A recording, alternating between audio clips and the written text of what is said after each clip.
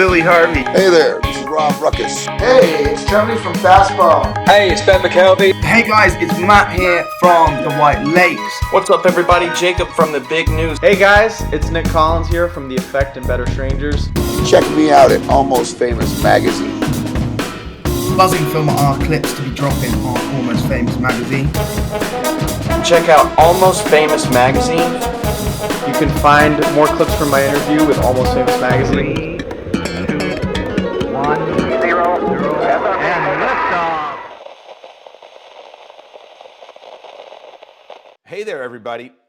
We're going to do something a little bit off the beaten path, because not only is Ben McKelvey an incredible musician that you should get to know, his music, his side projects and everything, but he's also a personal trainer and a fitness enthusiast with his own fitness training and line of clothes, all wrapped up in the brand of his label. So it's a pretty impressive kind of alternative situation that he's got going there, given what he does to bring joy and happiness to people through music. So Ben, great to see you.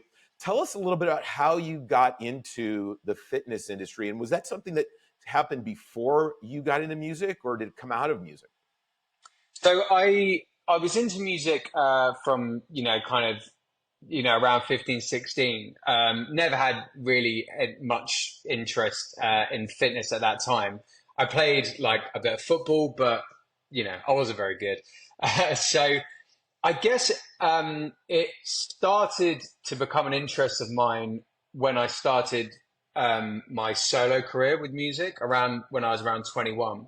And basically the only reason, if I'm being completely truthful, that I got into fitness was because I wanted to tour, and I realized pretty quick that I needed to work for myself if I was going to be able to take time off when I needed to, if a show opportunity came around and I needed to jump on that I needed to be self-employed. So I became a personal trainer so that I could basically run my own diary, but also I thought, and I could, drop a couple of pounds and I'll learn some skills.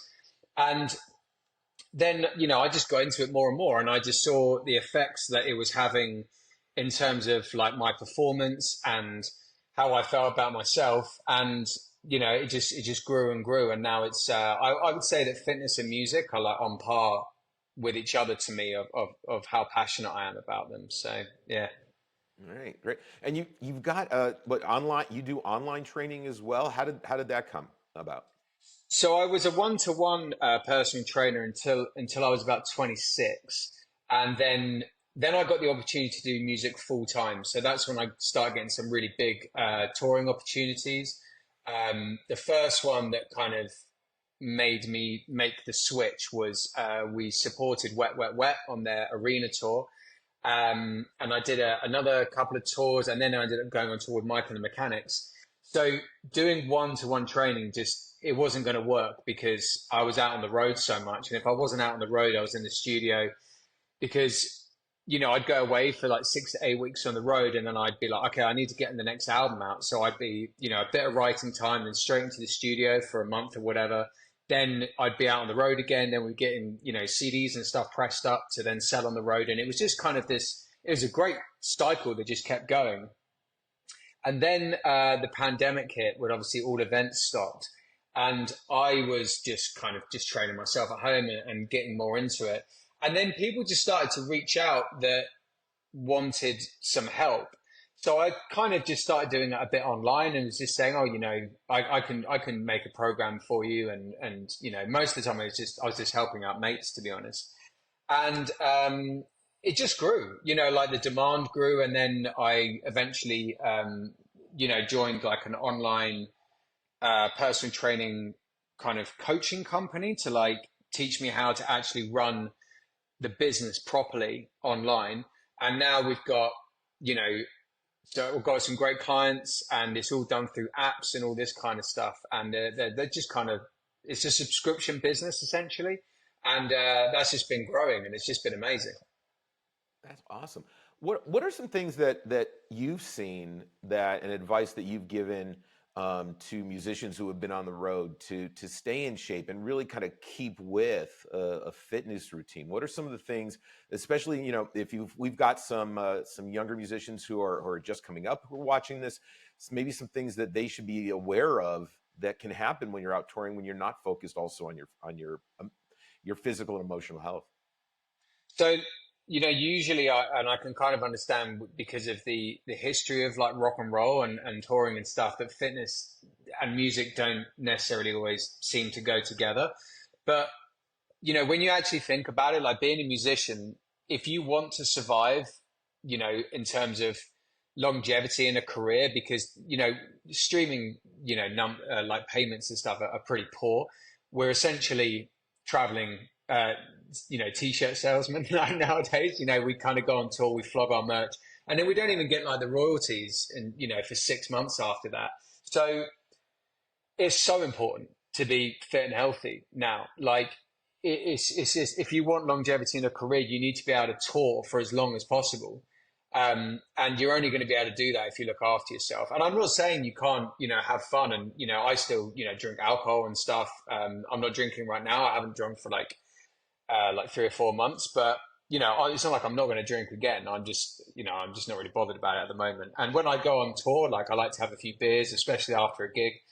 That first beer after a show, man, that tastes good. But my attitude to it is a lot different now, and I think more musicians are slowly waking up to the fact that you need to look after yourself if you want to make this a proper thing for a long time, you know. Yeah. What, any tips or advice though that you can give people who maybe, you know, realizing that they need to get started? Because isn't that the hardest part, just getting started and making a commitment? Like what are some good things that are easy bite-sized things that could get people motivated to just give it a start, to that little push? So I would say one of the most important things, which is so underrated, is sleep. And it's not like it's the quality of sleep. It's the only time your body can recover.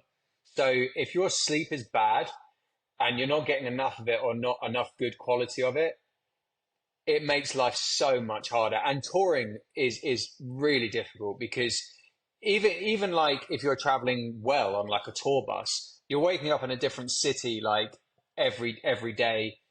You don't know what time it is. You're going to bed at 2, 3 in the morning. It's like you're constantly jet lagged. It's hard.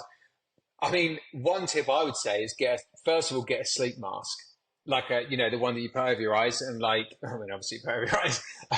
But I bought one of them on the last tour, and the difference in quality of my sleep was like unbelievable. And I actually just kept doing it, and that was from like 3 years ago. I sleep with a sleep mask on every night, because it just cuts out any light that comes in off the street.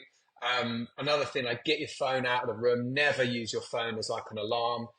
All that blue light, you know, from your screen and stuff before bed, you need to get all of that off at least an hour before bed. And it's not, you know, I wish I could sell it more than you just need to do it. Like, there's no magic answer, but prioritize your sleep and get moving. Like, even just walking, hit your steps every day. If you can walk 10,000 steps a day, which is like an hour or two every day, and get good quality sleep, that's a really good start. Yeah, I hear you. I'd love to say that I've been getting high quality sleep, but with some tendon issues in my left arm, you wake up like 2, 3 times a night, and then you wake up tired, and then you're like, okay, the alarm went off. Do I want to get out of bed and work out? Right. So I can definitely understand this. So that's that. Let's say someone watching today is looking for a trainer and they want to hire you. How do they find you? The best thing to do is just drop me an Instagram message, to be honest. Like, I do have a website, but I mean, most of the stuff, I need to kind of chat to the people first and see if they're a good fit for my program. I don't just kind of, you know, it's not like a one size fits all thing that I'll just be like, oh yeah, here's your program, and, you know, pay me for that. It's like, I want to work with people that actually want to change and want to keep, like, you know, maybe drop the fat and keep it off for good. The problem with, like, there's so much stuff out there that, like, fad diets and cookie cutter things that you'll do for 6 weeks and you'll drop, you know, a bit of weight, but you'll be miserable. You'll have no energy, and then you put all the weight back on. So I'm looking to work with people that really want to make that change and want to keep, you know, stay in that that new place. So yeah, just drop me a message. I'd love to chat to you and see if you're a good fit. Sure. That sounds great. Well, hopefully we'll get a few people. Um, I'm really intrigued by this because many artists, especially coming through the pandemic, had to find something else to be doing, and not all of them were successful in finding another craft or trade. So you've got some great parallel going on there, and it'll definitely a sign of longevity for your careers. So it's been great to get to know this about you, and hopefully this will bring some opportunities for people to get up, get their steps in, and put their fitness first. So thanks for joining us. Oh, it's been a pleasure, man. Thank you.